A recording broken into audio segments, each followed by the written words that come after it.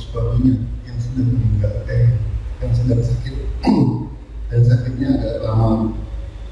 Dalam sakit tersebut yang bisa menandakan bahwa si suami itu masih tetap hidup dalam keadaan sakit adalah dua. Yang pertama adalah suaminya masih tetap mendengkur, ngorok. Yang kedua adalah suaminya masih tetap kentut. Di situ dia bersyukur bahwa ternyata itu tanda suaminya masih tetap hidup.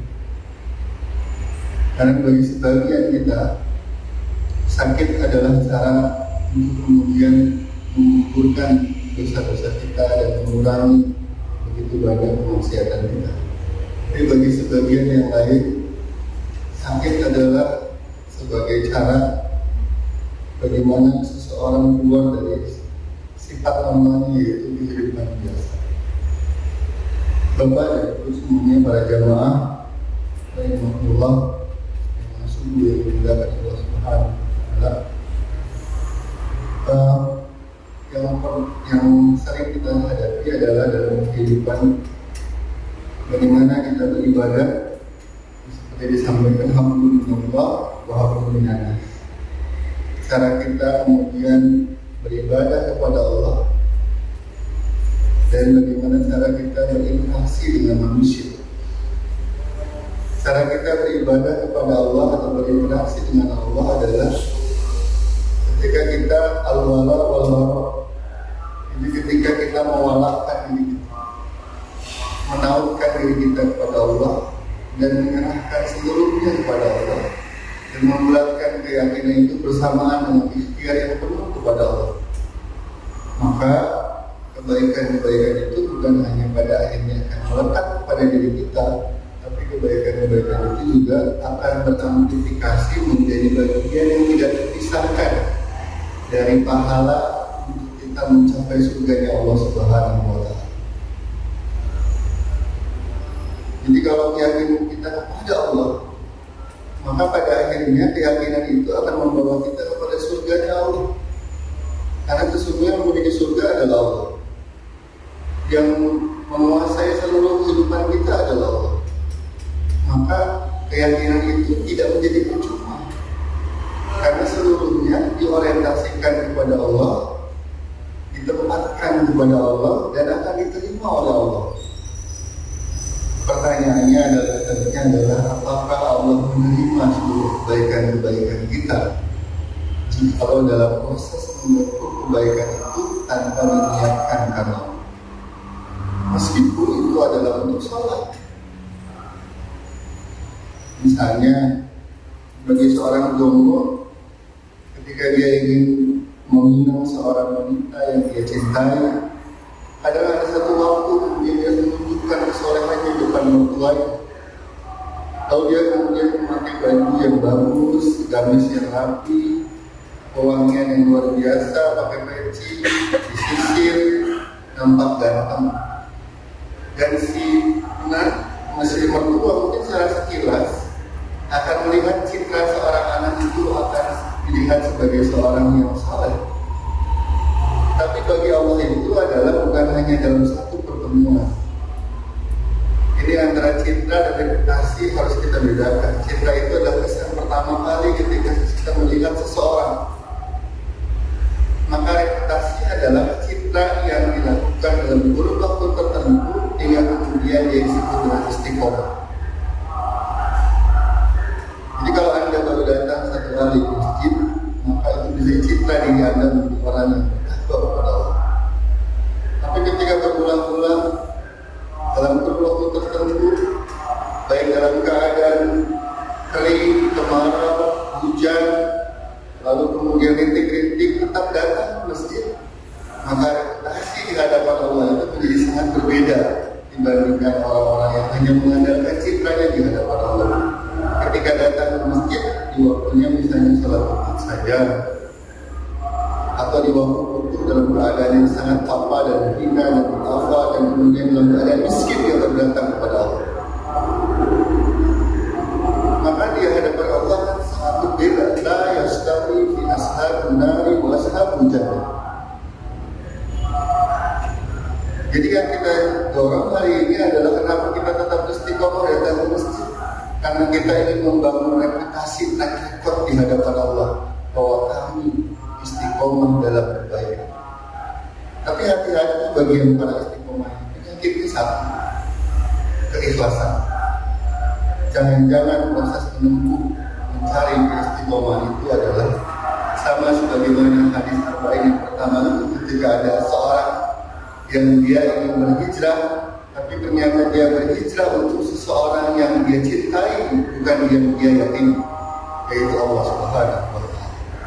Innama amalu dunya wa innama likulli imri'in ma nawa, faman kana hijratuhu lillahi wa rasulihi fa hijratuhu lillahi wa rasulihi wa man kana hijratuhu lid-dunya yusibuha aw imra'atin yankihuha ila ma hajara ilaihi. Dalam hadis itu asbabnya adalah ada seseorang yang dia ikut berhijrah bersama Rasulullah, namun dalam proses hijrahnya dia justru bukan berorientasi kepada Allah, tapi kepada orientasi kepada seorang wanita yang ingin dinikahinya. Pertanyaannya adalah, jikalau engkau ingin mencari seseorang itu, bisa jadi engkau akan dapatkan, tapi belum tentu beridul Allah Subhanahu wa Ta'ala, karena cinta itu lebih dari cukup untuk menyelesaikan. Pakailah mobil yang mewah, pakailah parfum yang harum, lalu gunakan arloji yang bermerek, maka bisa jadi ada banyak wanita yang penuh. Tapi pertanyaannya, kecintaan itu tidak akan bisa bertahan dalam kurun waktu tertentu. Makanya kita tidak aneh kalau kemudian pada akhirnya ada banyak artis kemudian cerai, karena ternyata cinta bukan hanya panas.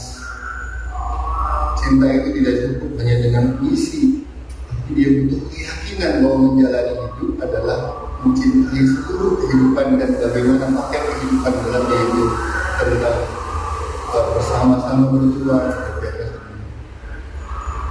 Bapak dan Ibu semuanya, jemaah yang kedua adalah cara kita berinteraksi dengan manusia, disebutnya dengan hablum minanas. Relasi kita dengan manusia adalah membangun hal yang baik dengan manusia. Ada dua kata kunci dalam hal ini menurut saya pribadi, beberapa literatur yang mungkin tidak terlalu banyak saya baca. Cara kita berinteraksi dengan manusia itu namanya yang pertama adalah, kalau engkau melihat seseorang itu lebih baik daripada, maka engkau boleh iri. Tapi iri itu dalam batas bagaimana seluruhnya ditinggal dalam keyakinan kepada Allah. Apa kita tidak iri misalnya ada orang bangun lebih pagi, dia datang ke masjid lebih cepat. Bahkan dalam satu riwayat tertentu misalnya ada yang seseorang 40 tahun dia tidak pernah mendengar suara azan dari luar masjid, karena dia bilang azan itu adalah untuk mengingatkan yang lalai. Jadi aku tidak mau disematkan sebagai orang yang lalai karena aku mendengar azan di luar masjid. Bisa dibayangkan orang itu datang lebih pagi, bisa jadi lebih duluan dibandingkan yang imam atau yang azan. Lalu dia duduk di situ berzikir kepada Allah. Nah, dalam proses bagaimana kita membangun hubungan kita kepada manusia adalah yang pertama adalah ihsan. Ihsan itu adalah mendahulukan kepentingan orang lain.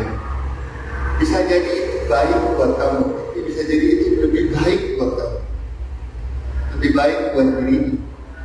Bisa jadi sesuatu itu menjadi sangat berharga buat kita, tapi jangan-jangan itu jauh lebih berharga buat orang lain. Mungkin buat kita uang 10.000 ada uang yang kecil, tapi tanya sama khadimat kita, orang-orang yang bantu kita. Jangan tanya pada orang yang tidak pernah kita layani dalam hidup. Tanya sama orang-orang yang hari-hari kemudian berinteraksi dengan kita, yang membantu kita, mengurusi rumah kita, mengurusi apa-apa yang tidak pernah kita urusi sebelumnya. Tanya betapa uang yang kecil itu menjadi sangat berharga bagi mereka. Mendahulukan kepentingan orang lain.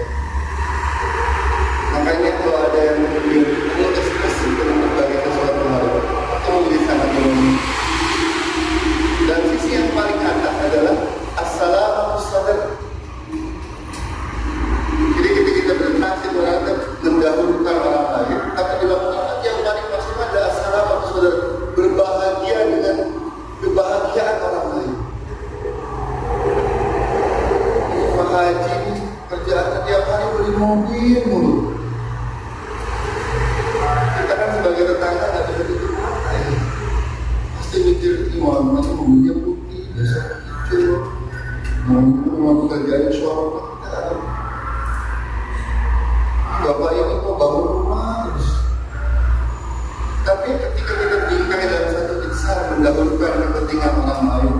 Kalau kita pikir lagi dengan as-salamatu sadar, berbahagia terhadap kenikmatan orang lain, maka insya Allah kebahagiaan itu akan mengikuti keyakinan kita kepada Allah.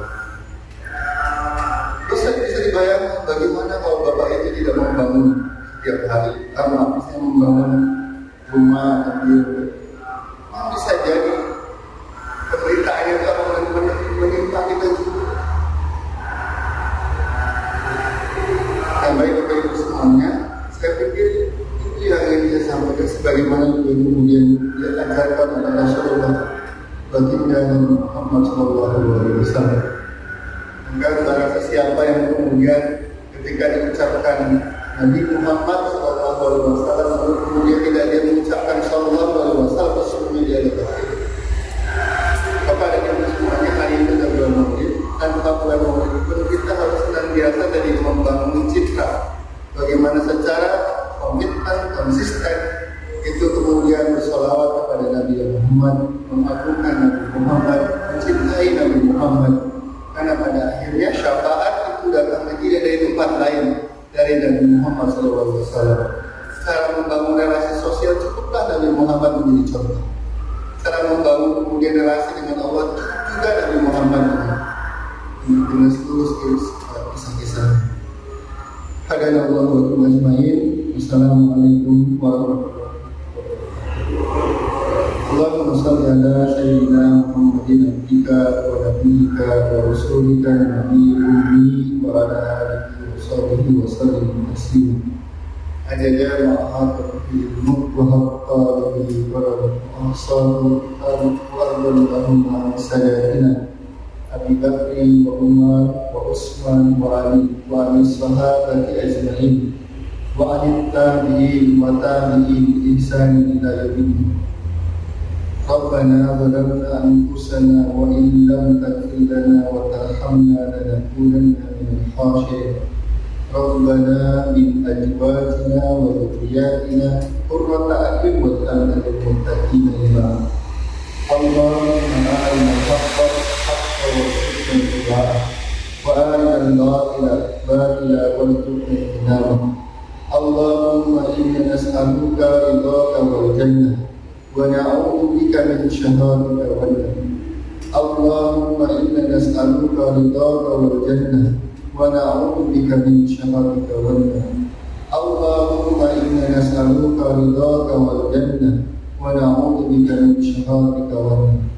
Allahumma innana sami'na munadiyan yunadi lil imani an aminu bi rabbikum fa amanna faghfir lana Allahumma innaka ta'lam anna hadhihi al-qulub qad istama'at ala mahabbatik wa taqat ala ta'atik wa tawahadat ala da'watik wa ta'ahadat ala nusrati syari'atik fawasikil lahum marabitaha wa adim wujjaha wa ahdiha subulaha wa amna'ha binurika alladhi la yahdu waswasuduruha bifaidil iman bik wa jamil tawakkuli alaihi wa ahdiha bima'rifati wa abidha ala syahadati bisabirik innaka ni'mal mawla wa ni'mal nasir. Rabbana atina fid dunya hasanah wa fil akhirati hasanah wa qina adzabannar. Subhanaka rabbika rabbil izzati amma yasifun wa salamun alal mursalin walhamdulillahi rabbil alamin.